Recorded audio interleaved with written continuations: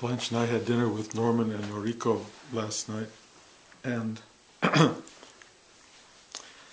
Norman kept referring to a teacher from the 16th century. What's his name? Bankei. Bankei. And one of Bankei's lines that Norman kept referring to was, "We are not born and we do not die." Is that the appropriate? Yeah, he used the term unborn. We are unborn.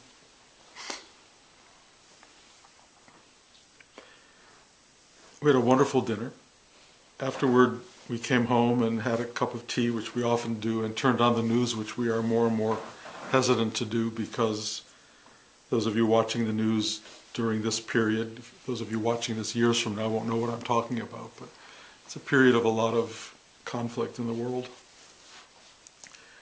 And we turned on the news, Blanche and I, and immediately saw a guy whose 3 children had just been killed, and then another guy who literally died on camera. He was shot on camera. And so these words are resonating with me, basically, that we're not born and we don't die, which is a precept of a lot of Advaita Yoga non-dualistic teaching. It goes back to the core of most spiritual teachings, that somehow we are here before we're born and we're here after that. And you know, I made the movie Ghost. I wrote it because I wanted to talk about that idea, and but I want to talk about it a little more directly here. Watching this man die on camera last night it's very powerful, obviously. I've watched people die natural deaths. I've sat with them even as they've left this world. But being shot is a kind of unnatural death, and it happens very quickly. And a lot of deaths occur very quickly, like gone. And the great mystery of human life is, well, then what? What happens to all of us at that moment? And there are whole schools and clearly religions based on teaching us what happens, and they require a very strong belief system to understand where one goes and what the journey is. And there are whole schools of thought that absolutely deny that anything happens, that there's just a blackout and there's nothing more at all. So I'm going to tell you my experience and what I believe, and you don't have to buy into it at all. There's no reason that my thoughts are any better than any of the other many teachings out there, but my own experience, and I think that of many, what I would guess I would call mystics or people who feel they've awakened,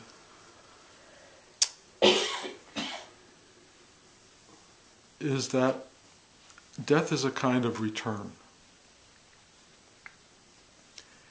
I think of it as a spiraling return, and I can't really describe spiraling very much except that that's kind of the sensation that comes into mind. And I tried to imagine what this guy was thinking yesterday. He was going to look for bodies actually in rubble, and was shot by a sniper. And suddenly he's not there anymore. He's gone. His body flew back, camera running, and it moved for a few moments and then it just stopped.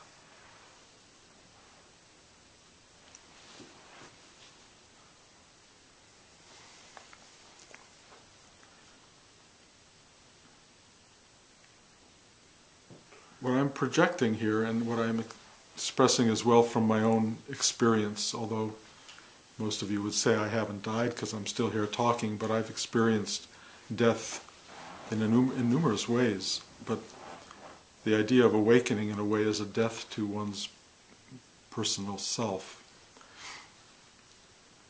There is a sense of returning to what I am.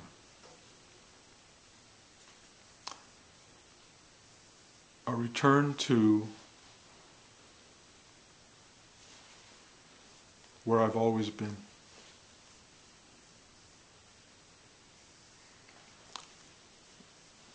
The first shock to the system, I think, for many people is huge. And the first experience for most people is what I would call grasping, holding on to what I was, what I think I am, who I've been, to my story, to my life, to my family and friends and those people I loved and those I hated and the dramas that I had and the whole huge experience of having been alive. There's this enormous sense of being suddenly removed from that, and being removed in a way that is not joyful. Wanting it back, but you can't have it back, it's over. And the finality of that, and the quote-unquote reality of that, is profound. The reality of the man who lost his sons is just as profound. Losing 3 children and knowing they will not come back is life-shattering. It shatters everything you know about life. And it is beyond unendurable. Except you're still here. And you're still enduring. The journey on the other side is leaving all of this and wanting it back. And you can't have it. And it is also, on some level, unendurable. The feeling of loss, the feeling of reaching out to hold on to the things that are now fading very rapidly is so horrifically sad and painful, full of grieving, full of loss, full of emptiness. And for most human beings, it is unbearable. And some might call it hell.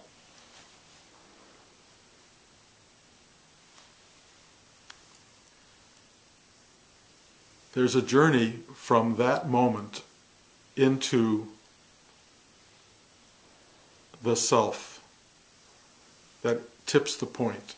There's a moment where all of that suffering and all of that loss becomes like, there's nothing you can do about it.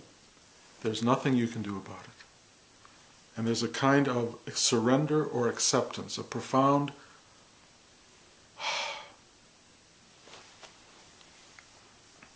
It's a little bit like struggling to go to bed at night. Those of you who have sleep issues, lying in bed and the mind is going around and around and you can't find the doorway. You just can't find it. You know sleep is there, it's waiting for you, but there's no access point and you don't know why you can't find it because it's not programmable. You don't find it, it in a sense finds you, unless your mind is so active and your emotions are so active that it can't find it. The entry point. What gradually happens for people in sleep deprivation or people trying to get there is the mind, if you watch it happen, begins to break up. And you start to go from rational thought to irrational thought, to almost dreamlike thought, and then it's like surreal. Things don't quite cohere. And then there's a kind of oddness to it all, and then the next thing you know, you're waking up in the morning.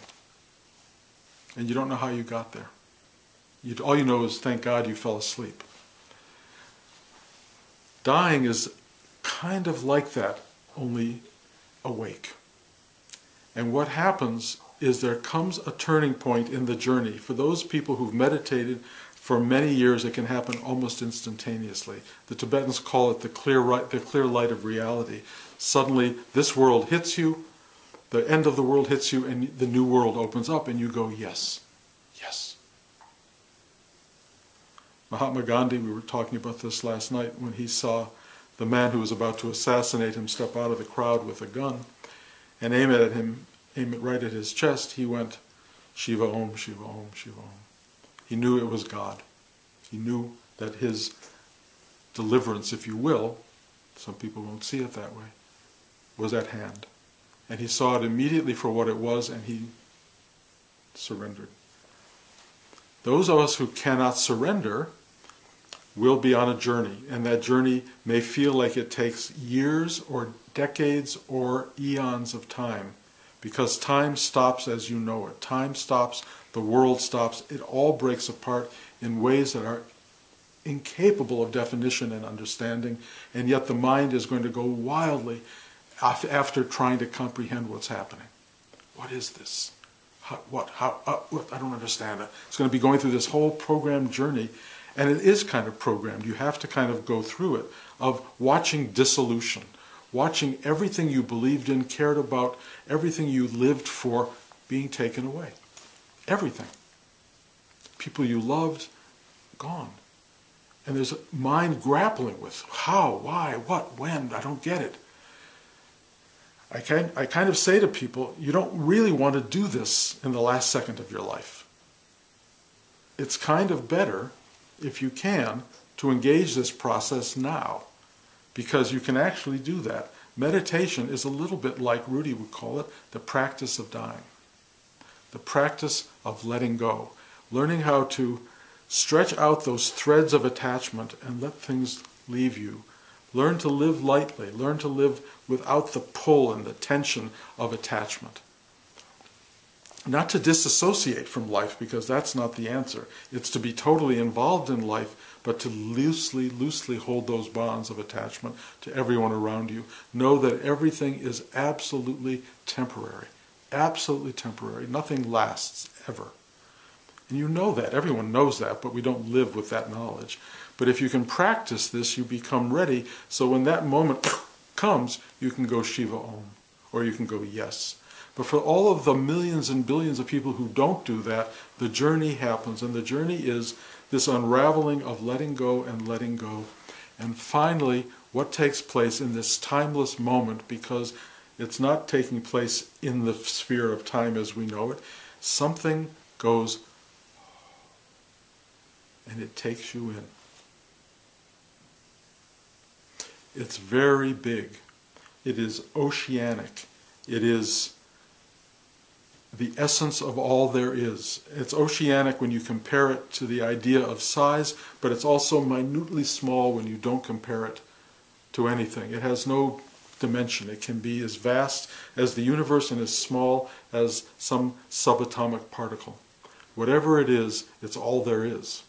And you return to this thing, and you return with your eyes open usually, with your mind available, and this thing just takes you, and it feels like, I'm going to project this, don't take my word for it, but I believe it feels like being hugged by your mother when you're 2 years old, which Rudy told me is what love feels like, and which is my experience. You get taken in and embraced by oneness. There is no you. What you feel more than anything is you have returned home. And you have returned into something that was always there. It has never not been there, and the thing that you recognize in it when you go there is, ah yes, you. Ah yes, this. It is so familiar. It is so part of your core truth. And you realize it has never, ever not been there. Ever. And the you, the story of you, the tapestry of you, which has been pulled apart thread by thread, suddenly goes back to that which wove it, and its emptiness and space and love. There is just this massive, minute truth, and it is that from which you sprang or sprung. And it's you. What else could it be? It's you. But it's you as you have forgotten. It is you that was there the whole time that you were living your life. But it is also, in some ways, separate, because every life returns to that. Every life returns to this tiny, vast ocean molecule of being. And the reception upon coming back is beyond anything you can anticipate. The word heaven was created as a way of describing it, because it loves you as it loves itself so much. Its very core essence is best described by the word love. We name this nameless thing God, or truth, or beauty, or whatever name we give it, but it is that to which we return and that from which we manifested. The unmanifest becomes manifest, the manifest becomes unmanifest, and it goes on like this. You can ask yourself why, and millions of people can give you answers to why. I mean, maybe the best answer is why not. Part of it is how much we love this manifestation. With all of its suffering and the horror I watch on television, I also have a life with my grandchildren, I have a life with my wife, with my children, with you guys. There is such an amazing sense of love and joy and beauty and worth it, being worth it. It is worth coming into being to know you, truly, to get to know who you are. To watch Marty grow over the course of these decades that I've known him is like the most extraordinary thing for me. To watch people grow, meaning, growing is a funny word. What does growing mean? It means to become who you are. It means to get rid of all of the pretension, all of the fulfilling of your parents' ambitions for you and your teachers and your best friends and your enemies, and trying to become the person who's defined by all these outer forces, and finally becoming who you are, whoever that may be. And it's often very different than what you imagined or other people imagined for you. It's just who you are. And it's a very simple state. Authenticity, authentic being, is so hard for most people because they're so concerned that other people love them or embrace them or not judge them or find them worthy or whatever. And they keep trying to do the things that will make that happen. But in truth, the best way to be loved and accepted and not judged in a way is just be you. Just be who you are, for better, for worse. And once you accept the for worse, you become very peaceful with yourself. You become very at home with who you are and what you are. And when that happens, you are on the road to liberation.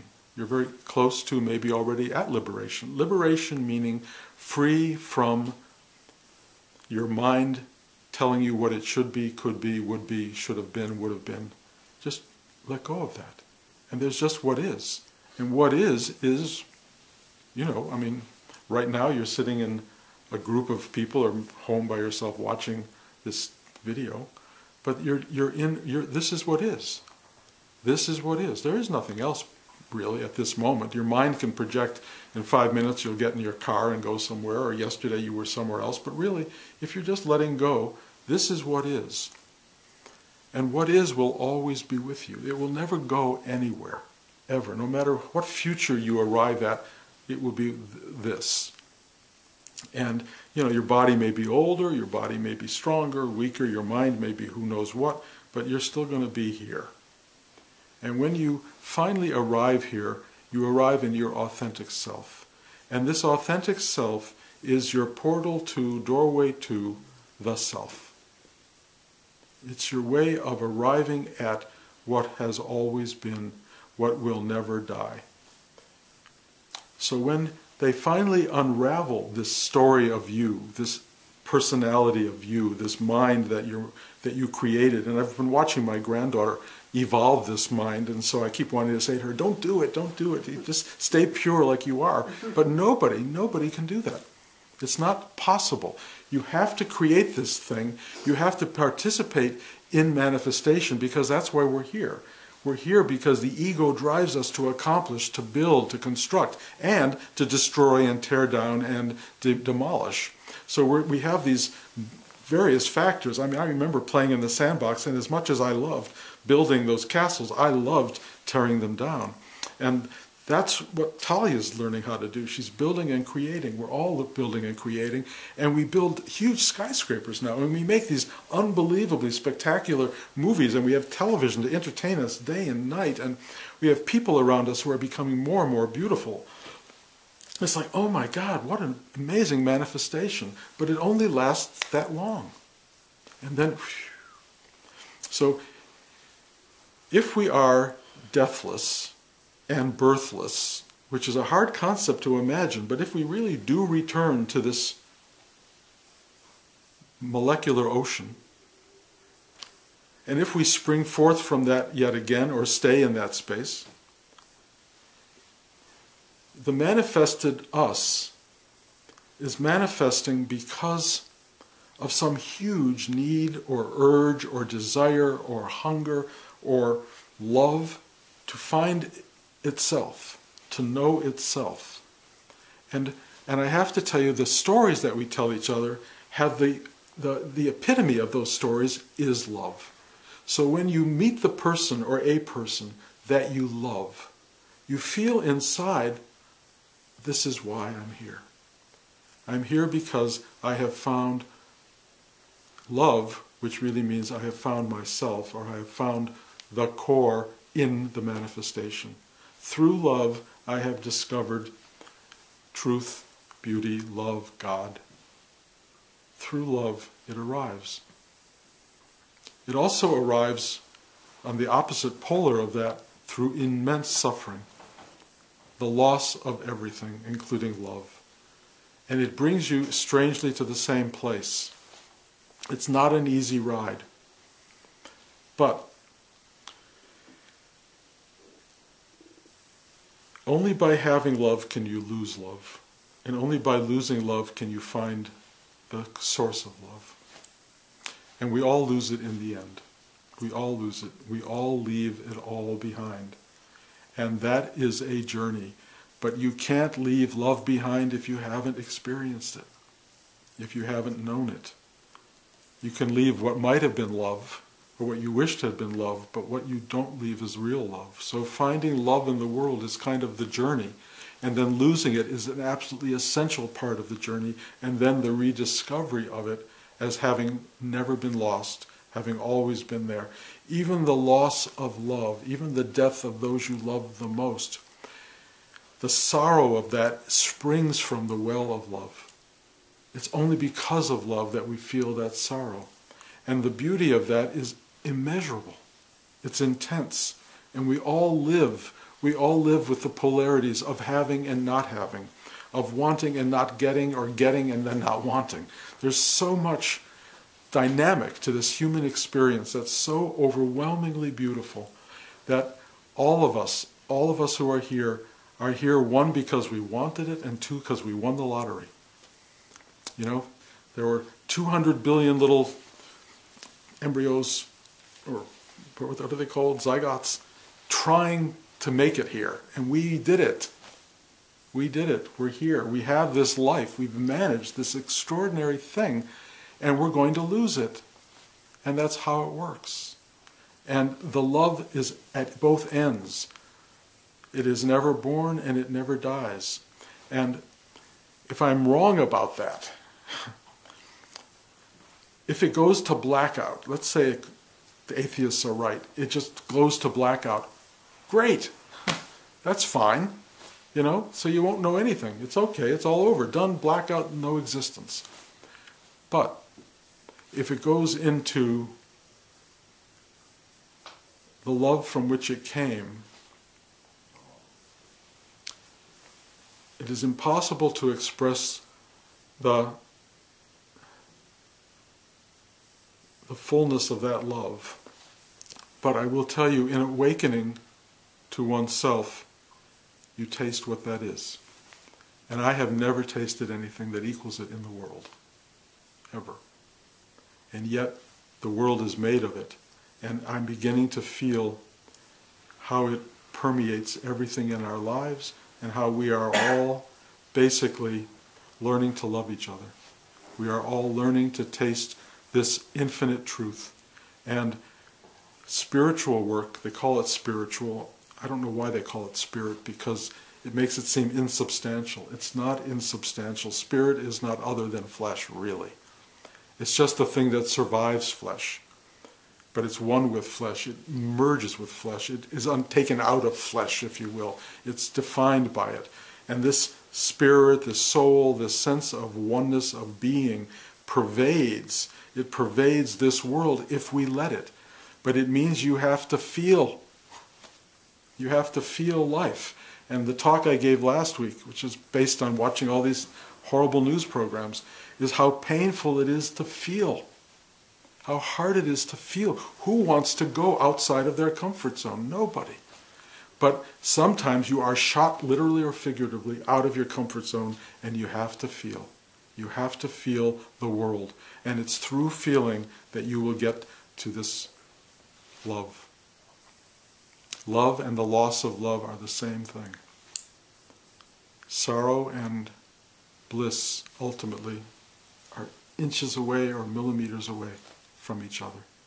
And they merge into this extraordinary, non-dualistic state that is both full of sadness and full of joy and full of beauty. I think the manifested state, the one we're in, is where we feel the polarity. And when we arrive back at the source, it merges into absolute oneness. There's no two. There's no this, that.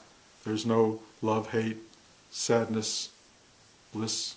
There's just this. And the extraordinary thing is, the meditative act is the beginning of a journey into stillness, and the stillness is a portal into truth and awakening. And when you allow yourself to begin that journey and arrive at this place inside yourself, you will know that what I'm talking about is not theoretical, philosophical, something you have to have faith in or believe in. You know it because you're living it. Because your heart goes out to every single human being. It goes out to every creature on the planet. It goes out to the miracle of every moment of your life. And Norman and I were talking about the miracles last night. You know, miracles like there's a seat that you're sitting in, that there's a table to hold your food, that there's a dish that contains it, that there's a glass that holds your water. Trust me, this looks like, yeah, well, it's a glass, right? It's a miracle. It is a miracle that it exists for you, that it is there to support, to feed, to hold and nurture you, even though it's all going to go away. It's there now. And if you can honor that and love that and enjoy it and live in it and breathe it, you will have an amazing life. And when the life is taken away from you, all you will feel is, wow, that was amazing.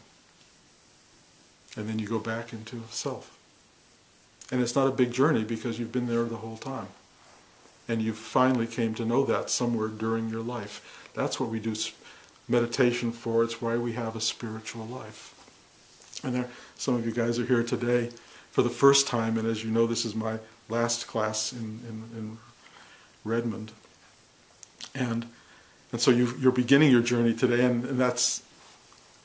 there's no one here to further it with you in a sense, but that's totally not true.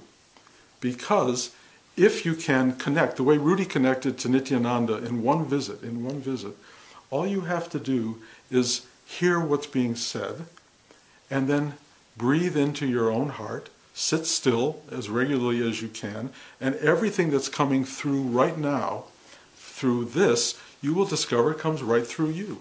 This is not Bruce talking, it's the self talking, and it's the self, it's not myself, it's our self.